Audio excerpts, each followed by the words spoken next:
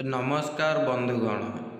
तो आजिर यही वीडियो माध्यम आज एमिति एक विषय उपरे आमे आलोचना करने को जाऊछु जहाँकि आपणकर जीवन को शांत सफल और सुरक्षित करि पारिबो।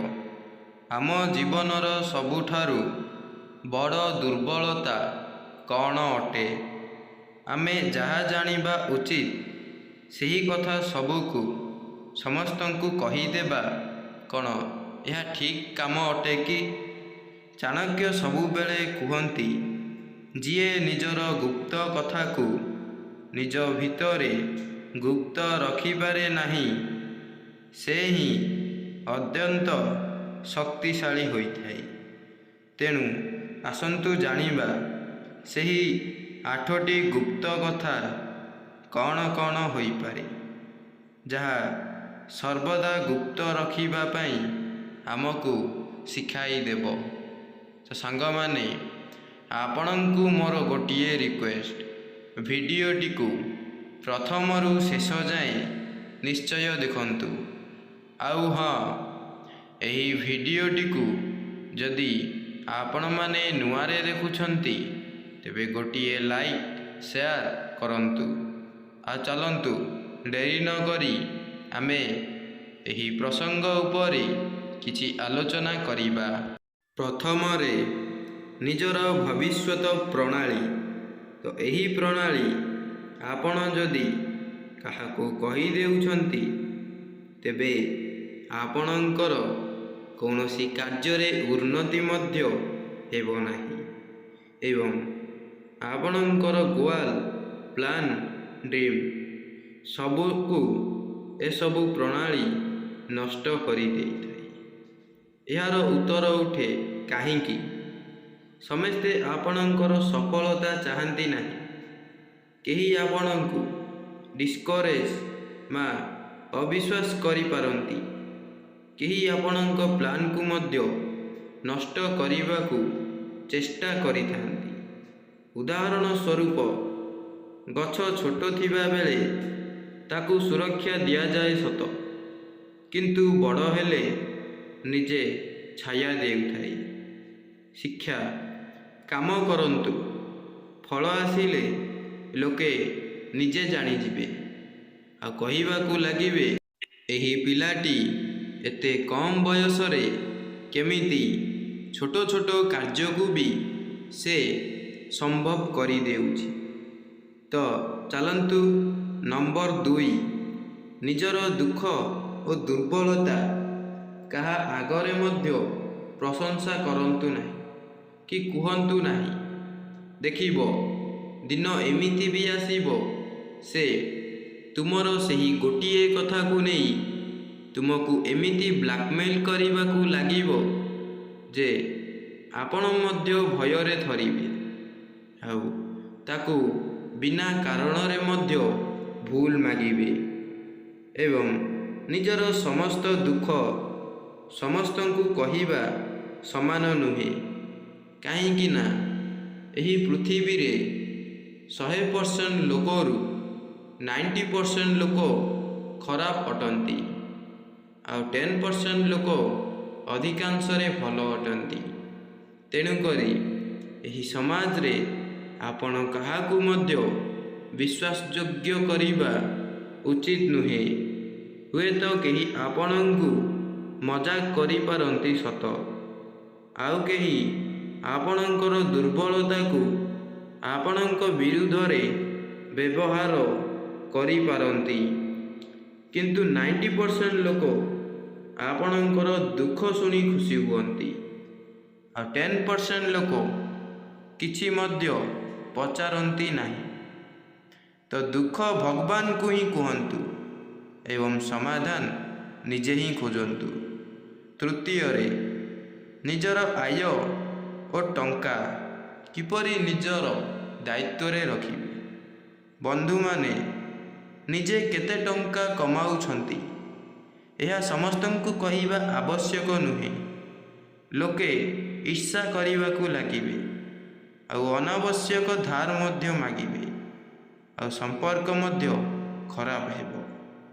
ଚାଣକ୍ୟ ନୀତି କହିବା ଅନୁଯାୟୀ ଧନ, ନାରୀ ଓ ମନ୍ତ୍ର ଏହା ସଦା ଗୁପ୍ତ ଅଟନ୍ତି। ତ ସରଳ ଜୀବନ ଦେଖାନ୍ତୁ ଏବଂ ଧନ ଗୁପ୍ତ ରଖନ୍ତୁ। ଦେଖିବେ ଆପଣ ଯଦି ଧୀରେ ଧୀରେ ଏହି ଦୁଇଟି ନିୟମକୁ ପାଳନ କରିବେ, ତେବେ ଆପଣଙ୍କୁ କେହି ମଧ୍ୟ ଅଟକାଇ ପାରିବେ ନାହିଁ ଏବଂ ଆପଣଙ୍କର ଉନ୍ନତି ଏତେ ମାତ୍ରାରେ ହେବ, ଆପଣ ସ୍ୱପ୍ନରେ ସୁଦ୍ଧା ମଧ୍ୟ ତୁଳନା କରିନଥିବେ। ଚତୁର୍ଥରେ, ନିଜର ପାରିବାରିକ ସମସ୍ୟା ଏବଂ ଘରର କଥା ବାହାରେ କହିଲେ ଘରର ଶାନ୍ତି ନଷ୍ଟ ହୋଇଯାଇଥାଏ। ପ୍ରଥମରେ, ଲୋକେ ଭୁଲ ଅର୍ଥ ବ୍ୟବହାର କରି ଆମକୁ ସେଠାରେ ହିଁ ଅନେକ ପ୍ରକାର ଗାଳିଗୁଲଜ କରିବାକୁ ଲାଗନ୍ତି। ଦ୍ୱିତୀୟରେ, କଥା ଘୁରି ଘୁରି ଏହି ସମାଜରେ ବଡ଼ ହେବାକୁ ଲାଗେ। ତୃତୀୟରେ, ସମ୍ପର୍କରେ ଏକ ଦରାର ବା ଗାର ପଡ଼ିଯାଏ। ତେଣୁ ଘରର ସମସ୍ୟା ଘରେ ହିଁ ସମାଧାନ କରନ୍ତୁ। ବାହାର ଲୋକ ହିଁ ଖାଲି ମଜା ନେବେ, କିନ୍ତୁ ସାହାଯ୍ୟ କେହି ମଧ୍ୟ କରିବେ ନାହିଁ। ପଞ୍ଚମରେ, ନିଜର ଭଲ କାମ ନିଜେ ହିଁ କରନ୍ତୁ ଆଉ ନିଜେ ହିଁ ସଫଳ ହୁଅନ୍ତୁ। ଆପଣ କୌଣସି କାର୍ଯ୍ୟ କରୁଛନ୍ତି ଆଉ କୌଣସି ଲୋକକୁ ଯଦି କୌଣସି କାର୍ଯ୍ୟରେ ମଧ୍ୟ ହେଲ୍ପ କରୁନାହାନ୍ତି, ତେବେ ତାହା ଆପଣଙ୍କର ଭୁଲ ଅଟେ। କାହିଁକି ନା ଅତିରିକ୍ତ ଭଲ କାମର କିଛି କମ୍ ମଜୁରୀ ମିଳିଥାଏ ସତ, କିନ୍ତୁ ତାହାର ମୂଲ୍ୟ ହିଁ କମିଯାଏ। ଏକରେ ଲୋକେ ଏକ ଭଣ୍ଡ ବୋଲି ଭାବିବାକୁ ଲାଗିବେ। ଦ୍ୱିତୀୟରେ, ଭଗବାନଙ୍କ ଆଶୀର୍ବାଦ ମଧ୍ୟ ଆପଣଙ୍କ ଉପରୁ କମିଯାଇଥାଏ।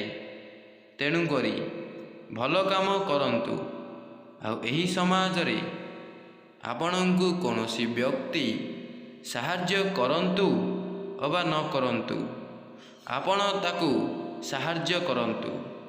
କାହିଁକି ନା ଆମେ ଯଦି କୌଣସି ଏକ ଗରିବ ବ୍ୟକ୍ତିକୁ ସାହାଯ୍ୟ କରିବା, ତେବେ ତାହାର ମୂଲ୍ୟ ଆମକୁ ଦିନେ ନା ଦିନେ ମିଳିଯିବ। ତ ଆମେ ମରିଗଲା ପରେ ଭଗବାନ ଆମର କର୍ମ ଦେଖି ଖୁସି ହୁଅନ୍ତି, ଟଙ୍କା ପଇସା କି ଧନୀ ଗରିବ ନୁହେଁ। ତେଣୁକରି ନିଜର କର୍ମ ପଥରେ ହିଁ ଆଗେଇ ଚାଲନ୍ତୁ। ଦେଖିବେ ଆପଣଙ୍କ ପଥରେ ଭଗବାନ ନିଶ୍ଚିତ ଭାବରେ ଠିଆ ହେବେ। ତ ଗୀତା କହିବା ଅନୁଯାୟୀ ନିଷ୍କାମ କର୍ମ ହିଁ ଏକ ସତ୍ୟ କର୍ମ ବୋଲି ବିବେଚିତ କରାଯାଏ। ତେଣୁକରି ଆପଣ ଭଲ କରନ୍ତୁ, କିନ୍ତୁ ଚୁପଚାପ କରନ୍ତୁ, ଯେମିତି କେହି ମଧ୍ୟ ଜାଣିପାରିବ ନାହିଁ ଯେ ଆପଣ ଏହି କାର୍ଯ୍ୟଟି କରୁଛନ୍ତି ବୋଲି। ବନ୍ଧୁମାନେ, ଯିଏ କମ୍ କହେ ସେ ହିଁ ଅଧିକ ସୁରକ୍ଷିତ ରହେ। ଯିଏ ଗୁପ୍ତ ରଖିବା ଜାଣେ ସେ ହିଁ ନିଜର ଜୀବନକୁ ବାଜି ଲଗାଇ ଜିତିଯାଏ। ଷଷ୍ଠରେ, ନିଜର ପରବର୍ତ୍ତୀ ଆଡ଼କୁ ଚାଲ, କେବେ ମଧ୍ୟ ପଛଘୁଞ୍ଚା ଦିଅ ନାହିଁ। ବନ୍ଧୁମାନେ, ଜୀବନ ହେଉଛି ଏକ ଚେସ୍ ଖେଳ ଭଳି। ଯିଏ ଆଗୁଆ ଚାଲି କହିଦିଏ ସେ ହିଁ ହାରିଯାଏ। ତେଣୁକରି ଆପଣ କ'ଣ କରିବାକୁ ଯାଉଛନ୍ତି, କେବେ କରିବାକୁ ଯାଉଛନ୍ତି ଏବଂ କେଉଁଠିକୁ ପରିବର୍ତ୍ତନ କରିବାକୁ ଯାଉଛନ୍ତି, ଏହା ସମସ୍ତଙ୍କୁ କହିବା ଦରକାର ନାହିଁ। କାହିଁକି ନା ଲୋକେ ଆପଣଙ୍କ ସଫଳତା ପୂର୍ବରୁ ଆପଣଙ୍କୁ ରୋକିବାକୁ ହିଁ ଚେଷ୍ଟା କରିଦିଅନ୍ତି, ଯାହାଫଳରେ ଆପଣ ସେହି କାର୍ଯ୍ୟରେ ଦୂରେଇ ଯାଆନ୍ତି ଏବଂ ସେହି କାର୍ଯ୍ୟରେ ମନ ମଧ୍ୟ ଲାଗିନଥାଏ। ତ ଚାଲ ଗୁପ୍ତ ରଖନ୍ତୁ ଏବଂ ଫଳ ଉପରେ ଆଶା ରଖନ୍ତୁ ନାହିଁ। ଫଳ ହୁଏତ ନିଶ୍ଚୟ ମିଳିପାରିବ ସତ, କିନ୍ତୁ କେତେବେଳେ ଏହା ସମ୍ଭବ ହୋଇଥାଏ? ଯେତେବେଳେ ଆମେ ନିଜର କର୍ମପଥରେ ଆଗେଇ ଚାଲିବା। ତ ସପ୍ତମରେ, ନିଜର ସମ୍ପର୍କର ସବୁ କଥା ଅନ୍ୟ ଲୋକଙ୍କ ଆଗରେ କୁହନ୍ତୁ ନାହିଁ। ନିଜର ପର୍ସନାଲ ରିଲେସନସିପ୍ ବା ପ୍ରେମ, ବିଶ୍ୱାସ ବା ଭାବନା, ଏହା ଏକ ଖେଳନା ହୋଇପାରେ ସତ, କିନ୍ତୁ ଏହା ଏକ ପର୍ସନାଲ ମ୍ୟାଟର ବୋଲି ମାନାଯାଏ। ଆଉ ଚାଣକ୍ୟ କହିବା କଥା ଅନୁଯାୟୀ ଏହିସବୁ ପର୍ସନାଲ କଥା କାହା ଆଗରେ କହିବା ଉଚିତ ନୁହେଁ, କାହିଁକି ନା ସେମାନେ ମଧ୍ୟ ଦିନ ଆସିଲେ ଆମଠାରୁ ଦୂରେଇ ଯାଇ ଆମର ବନ୍ଧୁ ଜାଗାରେ ଏକ ଶତ୍ରୁ ପାଲଟି ଯାଆନ୍ତି। ତେଣୁକରି ସମସ୍ତଙ୍କୁ ସେୟାର ମଧ୍ୟ କରିବା ଭୁଲ କାର୍ଯ୍ୟ ଅଟେ। ଲୋକେ ଈର୍ଷା କରନ୍ତି, ଭୁଲ ଆଡ଼ଭାଇସ୍ ମଧ୍ୟ ଦିଅନ୍ତି, ସେଥିମଧ୍ୟରେ ସମ୍ପର୍କ ଖଣ୍ଡନ ହେବାକୁ ଲାଗିଥାଏ। ସବୁବେଳେ ମନେ ରଖନ୍ତୁ, ସମ୍ପର୍କ ଯେତେ ଶାନ୍ତ ହେବ ସେତେ ଅଧିକ ସୁନ୍ଦର ହେବାକୁ ଲାଗିବ। କମ୍ ଲୋକ ଆଉ କମ୍ କଥା କହିବା ଶିଖନ୍ତୁ ଏବଂ ଶାନ୍ତି, ନିଜର ଜୀବନରେ ଶାନ୍ତି ଖୋଜିବାକୁ ହିଁ ଚେଷ୍ଟା କରନ୍ତୁ। ଅଷ୍ଟମରେ, ନିଜର ଅତୀତର ଭୁଲ ବା ନିଜର ଅତୀତରେ ଆପଣମାନେ କ'ଣ କରିଦେଇଛନ୍ତି ତାକୁ ଭୁଲି ବର୍ତ୍ତମାନରେ ଆପଣ କ'ଣ କରିପାରିବେ ସେଥିପ୍ରତି ଯଦି ଆପଣମାନେ ଧ୍ୟାନ ଦେବେ, ତେବେ ନିଶ୍ଚିତ ଭାବରେ ଆପଣମାନେ ସକ୍ସେସ୍ ହୋଇପାରିବେ। ତ ବନ୍ଧୁମାନେ, ଅତୀତର ଭୁଲକୁ ପୁନଃ ପୁନଃ କହିବା ଆପଣଙ୍କ ଆତ୍ମବିଶ୍ୱାସକୁ ତାହା ବହୁଳ ମାତ୍ରାରେ ଦୁର୍ବଳ କରିଦେଇଥାଏ। କେହି ଆପଣଙ୍କୁ ଜର୍ଜ କରିଦେବେନି କି କେହି ଆପଣଙ୍କୁ ସେହି ଭୁଲରେ ବାନ୍ଧି ନିଜର ସମସ୍ୟାକୁ ବାଟ ଖୋଜିଦେବେନି। କିନ୍ତୁ ଏହାର ସତ୍ୟ କଥା ହେଉଛି, ଭୁଲ ଶିକ୍ଷା ଦେଉଛି ସତ, କିନ୍ତୁ ଏହା ଏକ ଲଜ୍ଜାର ବିଷୟ ନୁହେଁ ଯାହାକି ଆପଣ ଲଜ୍ଜା କରି ସେଥିରୁ ଦୂରେଇ ଯିବେ। ଅତୀତକୁ ମନରେ ରଖନ୍ତୁ ଏବଂ ଭବିଷ୍ୟତରେ ଆପଣ କ'ଣ କରିପାରିବେ ଏବଂ ଆପଣ ଏହି ସମାଜରେ ନିଜର ନାମକୁ କିପରି ଉପରକୁ ନେଇ ଉଠିପାରିବେ ସେଥିପ୍ରତି ହିଁ ଧ୍ୟାନ ଦିଅନ୍ତୁ। ଦେଖିବେ, ଆପଣ ଦିନେ ନା ଦିନେ ଏକ ଏମିତି ଜାଗାରେ ଠିଆ ହେବେ ଯେମିତିକି ଲୋକ ଦେଖିଲେ ଆଶ୍ଚର୍ଯ୍ୟ ହୋଇଯିବେ। ତ ସାଙ୍ଗମାନେ, ଆଜିର ଏହି ଭିଡ଼ିଓ ମାଧ୍ୟମରେ ଆମକୁ ଏହି 8ଟି କଥା ଶିଖିବାକୁ ମିଳିଲା। ପ୍ରଥମରେ, ନିଜର ପ୍ଲାନ୍। ଦ୍ୱିତୀୟରେ, ନିଜର ଦୁଃଖ। ତୃତୀୟରେ, ନିଜର ଆୟ। ଚତୁର୍ଥରେ, ପାରିବାରିକ ସମସ୍ୟା। ପଞ୍ଚମରେ, ନିଜର ଭଲ କାର୍ଯ୍ୟ। ଷଷ୍ଠରେ, ପରବର୍ତ୍ତୀ ଚାଲ। ସପ୍ତମରେ, ପର୍ସନାଲ ରିଲେସନସିପ୍। ଅଷ୍ଟମରେ, ଅତୀତର ଭୁଲ ଆଉ ବର୍ତ୍ତମାନର ଭୁଲ। ତ ଯିଏ ଏହି କଥାକୁ ଗୁପ୍ତ ରଖିବା ଶିଖିଯାଏ ନା, ସେ ଜୀବନରେ ନିଶ୍ଚିତ ଭାବରେ ଆଗକୁ ବଢ଼ିଥାଏ। ତ ସାଙ୍ଗମାନେ, ଆଶା କରୁଛି ଆପଣଙ୍କୁ ଏହି ଭିଡ଼ିଓଟି ନିଶ୍ଚିତ ଭାବରେ ଭଲ ଲାଗିଥିବ। ଆଉ ହଁ, ମୋର ଏହି ଚ୍ୟାନେଲରେ ଯଦି ଆପଣ ନୂଆ ଆସିଛନ୍ତି, ତେବେ ମୋର ଏହି ଚ୍ୟାନେଲଟିକୁ ଗୋଟିଏ ସବସ୍କ୍ରାଇବ୍ କରି ବେଲ୍ ଆଇକନ୍ ଉପରେ ପ୍ରେସ୍ କରିକି ରଖିଥାନ୍ତୁ, ଯାହାଫଳରେ ମୁଁ ଭିଡ଼ିଓ ଛାଡ଼ିବା ମାତ୍ରେ ଆପଣଙ୍କ ପାଖକୁ ନୋଟିଫିକେସନ୍ ଜରିଆରେ ସର୍ବପ୍ରଥମେ ପହଞ୍ଚି ପାରିବ। ତ ରହୁଛି, ଦେଖା ହେବା ନେକ୍ସଟ ଭିଡ଼ିଓରେ।